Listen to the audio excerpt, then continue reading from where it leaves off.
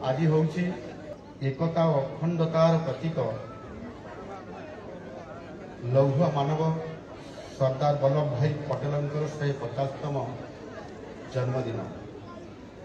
यह national unity day बा राष्ट्रीय एकता दिवस भाव पालन करा जाए। आम देश को एकता सूत्र में बांधिबारे जहांकर प्रमुख अवदान थिला। आज यही अवसर रे यही शुभ अवसर रे से महान आत्मा प्रति व्यक्तिगत श्रद्धांजलि अर्पण करुँ।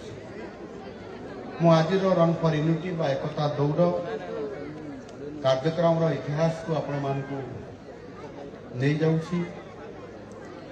आपण माने समस्त जानिछंती जे एही देश पाई साधारण जनतांकर सहित अनेक महापुरुष निजर लुह ये देश पाई ये जाति पाई देई। यशस्वी प्रधानमंत्री नरेंद्र मोदी जी से सब महापुरुष महिषी को यथोचित सम्मान देवाई पदक्षेप नहीं जार प्रथम सोपान हो 2014 मसीहा से पवित्र दिन आज दिन यही दिन यशस्वी प्रधानमंत्री Narendra Modi ji run for unity कार्यक्रम शुभारंभ करते 2014 मसीह जिते बड़े भारत वर्ष गणतंत्र को स्वतंत्रता देवा और से आधार में राष्ट्र को निर्माण कर बहुत बड़ बड़ परिवर्तन लौह मानव सरदार वल्लभ भाई पटेल जयंती अवसर में आम देश प्रति अवदान को स्मरण करवा आथि निमंते यही कार्यक्रम शुभारंभ 2014 मसीह ही आरंभ करा आमे समस्ते जानी जेते बेले भारत वर्ष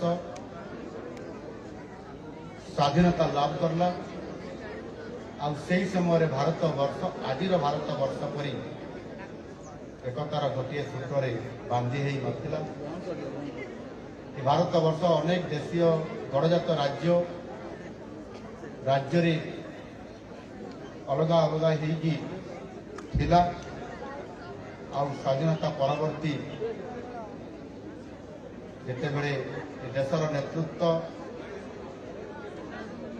लौह मानव सरदार वल्लभ भाई पटेल को देशर प्रथम उप प्रधानमंत्री हिसाब से गृहमंत्री हिसाब से दायित्व दिगला। तापर से सारा भारत वर्ष को एकता सूत्र में बांधि रखापी समस्त देशीय गणजात राज्य मान एकत्रित करने स्वतंत्र भाव में से दायित्व नहीं 564 गणजात राज्य को से एकाठी कर बहुत बड़ा भूमिका नहीं एवं आम ओडिशार सर्वप्रथम देशीय गणजात राज्य बालेश्वर नीलगिरी से भारत वर्ष में सामिल होता यह अतीव गुरुत्वपूर्ण। यही कार्यक्रम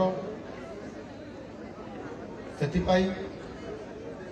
एभली एक अखंडतार प्रतीकात्मक भाव में आमे यही कार्यक्रम शुभारंभ कर माननीय यशस्वी प्रधानमंत्री श्री नरेंद्र मोदी जी को मोर कृतज्ञता ज्ञापन करुँ।